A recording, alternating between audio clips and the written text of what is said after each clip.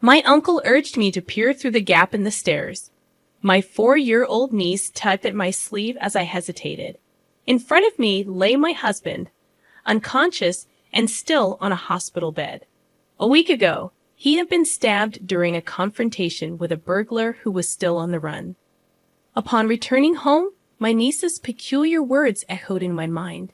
I decided to check the stairs, and there, in a tiny crevice, I found something bloodied. A shiver ran down my spine in surprise. Could it be someone unexpectedly familiar, possibly the culprit? Fear gripped me. I work in administration at a real estate agency. Last year, I tied the knot with Michael, one of our salesmen, after an office romance. Both of us are 25 years old, and our shared motto was, "We want kids soon." The reason behind this was my sister, and her child Emma, who is incredibly adorable. Whenever I see my 4-year-old niece giggling or pouting, I imagine ourselves as parents. Little Emma possesses a mysterious ability. Aunt Sophia, your ring is on the bookshelf. Whenever I misplaced something, my niece would pinpoint its location, not just once but repeatedly. Even my sister said, when in trouble, ask Emma. Somehow, good things happen. Children are said to see ghosts, but I wonder if there's something more to it. Perhaps our future child will also have special abilities. We dreamt of a family with children. However, our newlywed life didn't go smoothly. Shortly after getting married, we started receiving disturbing letters at home addressed to Michael. The words written on them were chilling. Break up and disappear. Despite Michael dismissing it as a malicious prank and filing a police report, the identity of the letter sender remained unknown. Our days were filled with anxiety. One day, James, Michael's colleague, visited the General Affairs Department where I worked. It was unusual for someone from the sales department to visit me. When I approached James, he handed me a piece of paper with the same threatening words, "disappear" and "esser" scribbled on it. I gasped, and James looked serious. As a rising star in the sales department, Michael had made enemies, and it was troubling. James crumpled the paper in his hand and said, "I've known Michael since we joined the company. If anything happens, feel free to consult with me." He smiled kindly, offering support in the face of the mysterious threats we were facing. I never anticipated finding Michael in such a dire situation, but having an ally is reassuring. My sister also visited our home, concerned about us despite the unsettling letters. With support from those around us, we stood strong, determined not to let the harassment defeat us. I resolved to stand by Michael. Little did we know what was about to happen. My sister called me in a panic, urging me to come back immediately. It was a Saturday, and Michael, who was supposed to be home after working overtime, was unconscious. I received her call while attending a friend's wedding. Rushing to the hospital, I found Michael lying pale-faced on the bed. I pleaded with him to wake up, gripping his hand, but he remained motionless. The room echoed with the rhythmic beeping of machines, and tears streamed down my face. I wondered why this was happening. My sister, who had been waiting in the room, comforted me. According to the police, our neighbor had discovered Michael collapsed at home with a stab wound. The neighbor had come to deliver a community newsletter and, as usual, opened our front door without hesitation. Fortunately, this act led to the early discovery of my husband. Given the recent spate of burglaries in the neighborhood, the police suspected it might be the work of the burglar. I believed it was the same person who sent those threatening letters. I fervently explained this to my sister, but she interrupted, insisting that she would handle the explanation to the police. She advised me to take a break. I lamented, thinking that if only I hadn't gone to that wedding, maybe Michael would be safe. I prayed for his recovery, but even after a week, he remained unconscious. The perpetrator was still at large. In the hospital room, I spoke to my husband, connected to numerous tubes. There was no response. No matter how hard I tried to hold back tears, they flowed uncontrollably. It was challenging to stay positive, even when people encouraged me to. Turning around, I found James, who had been checking on Michael every day, offering flowers and treats to comfort me. I apologized for showing him such an embarrassing sight. I hastily wiped away my tears, but James leaned in and reassured me, "Don't worry about it." Just then, an innocent voice came from behind. "Aunt Sophia, who's this?" I looked back, and my niece Emma stood there, tilting her head curiously. It was her first time visiting. "Oh, come on," my sister said curtly to Emma and then greeted James. "I apologize for intruding on your family. Well, I'll leave you all to it." With a brief nod to my sister, James placed the flowers down and left the room. Sorry for the sudden visit. Emma insisted on coming to see Michael. My sister looked apologetic, but Emma paid no attention. She stood by the bed, staring intently at Michael's face.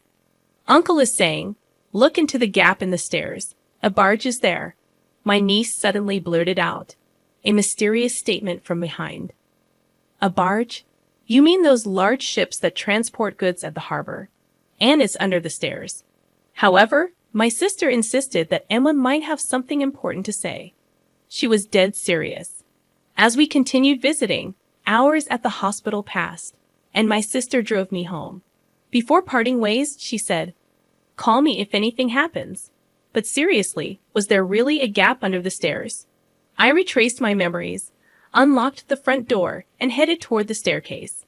During the incident, Michael had been found collapsed on the stairs, covered in blood. The police had collected evidence and cleaned up. Everything was already in pristine condition. There's a gap at the edge of the bottom step. I noticed a faint trace of red blood. I shone my flashlight inside and saw something reflecting, glinting in the light. I quickly grabbed some tweezers and pulled it out. It turned out to be something unexpected. Isn't this a company badge? In our company, everyone wears a badge with a company logo as an employee ID. The familiar badge was dried and stained with a significant amount of blood. It must have been squeezed into the gap because of the blood. Come to think of it, the police mentioned an unnatural scratch on Michael's fingertip. Could he have pushed something into the gap? The hidden company badge might be a message from Michael, indicating who the culprit is. I immediately called my sister. "See, something was found after all.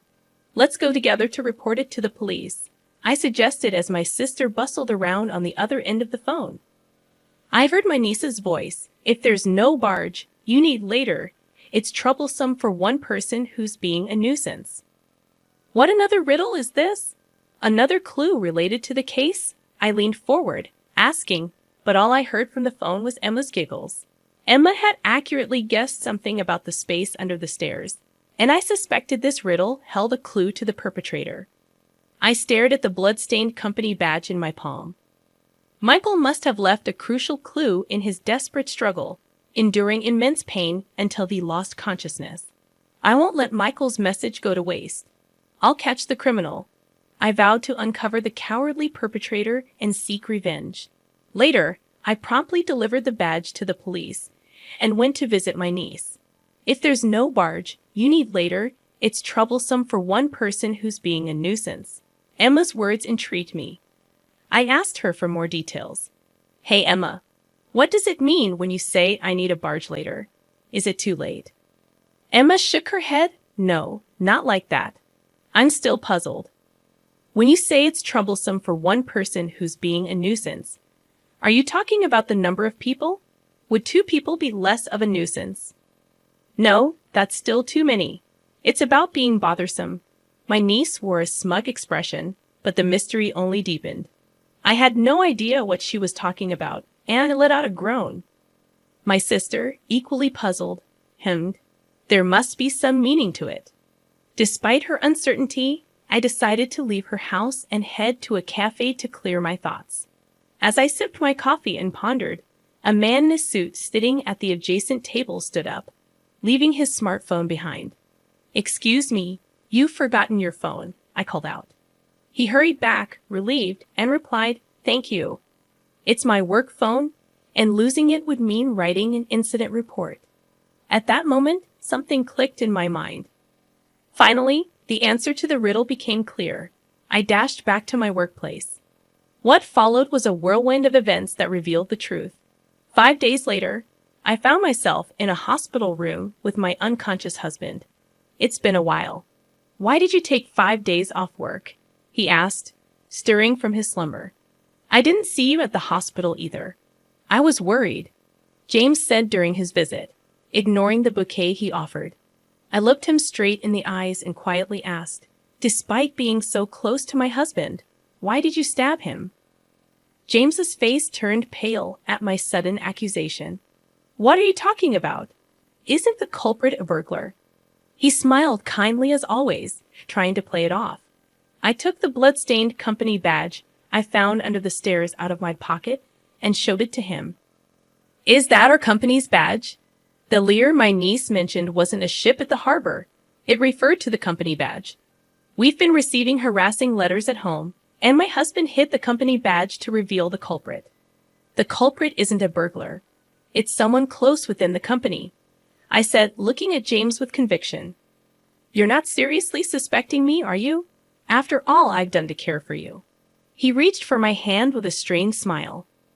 I pushed away his hand and showed him a copy of his disciplinary report that I found in HR.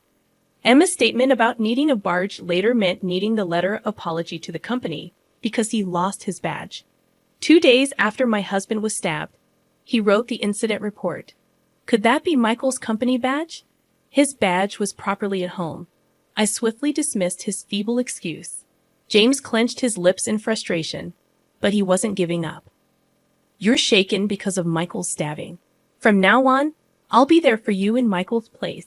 His unfocused eyes drew closer. I deftly sidestepped him and pulled out documents from my bag. It was the drive recorder data from the company car he always used. You came to our place at the time of the incident, even though there are no business partners nearby, right? As the data manager for the company's drive recorders, I quickly analyzed James's movements during the incident. Perhaps he had considered erasing the data later, but the company car's recorder was locked to prevent unauthorized tampering. Did you have feelings for me? I asked, watching James squirm. After questioning other colleagues, it became clear that James had secretly harbored feelings for me all along. Furthermore, it was revealed that James resented Michael for supposedly stealing me away from him. Emma's riddle. It's troublesome for one person who's being a nuisance. Meant that if someone already had a spouse, Michael's presence would be an obstacle to their marriage. You held a grudge and harassed us, fearing we might get divorced. That's disgusting. James clenched his fists in anger at my use of the word disgusting. I liked you much more than Michael ever did. I thought scaring you would lead to a breakup. He stomped his feet in frustration. Since the letters alone weren't effective, I decided to put a weapon in your mailbox. I thought it would wake you up in fear. Unfortunately for him, Michael unexpectedly returned home earlier than planned and caught James in the act of pulling out the knife. James's stomping intensified as he arrogantly accused me of being the culprit. Do you realize how terrified Sophia is? He warned me never to come near his wife again. So, in your anger, you've used the knife you were holding to stab my husband. Yeah, that's right. It was all for you. Now I just need to finish him off. James defiantly rushed toward the bed, attempting to strangle Michael. Desperate to protect my husband, I grappled with James. Then, unexpectedly, Michael's weak voice cut through the chaos. Enough already. James froze momentarily at the unexpected interruption, seizing the opportunity. I pushed James with all my strength, and he crashed into the door with a loud thud. The curtain he grabbed tore apart, and the hospital staff rushed in, alarmed by the strange noise echoing through the halls. Call the police? I shouted. The staff gathered around, helping restrain James and making emergency calls. Later, when the police arrived, and I explained everything, they took James into custody. He cried out in desperation. We were so close to being happy. What nonsense are you spouting? There was never any chance of happiness for you. I stared at James, pushing him away with a resolute tone. I've loved you all along. I really have. James continued to sob like a child, but his selfish claims held no sway. The only person I love is my husband. Stay away from me forever, I told him sternly. As James was led away by the police, he muttered. Later, Michael regained consciousness and testified against James, leading to his conviction. James would spend about 7 years behind bars. Michael demanded $115,000 in compensation. Even if James were released, losing his job would likely cause financial hardship. As for me today, I invited my sister and Emma over for lunch with Michael. As we sat around the table, my niece grinned and said, "The new chair isn't just one, it's two." My husband and I exchanged glances. It seems I'm pregnant with twins. I'll need to visit the obstetrician soon. How did you find this story? Don't forget to subscribe to our channel. Until next time.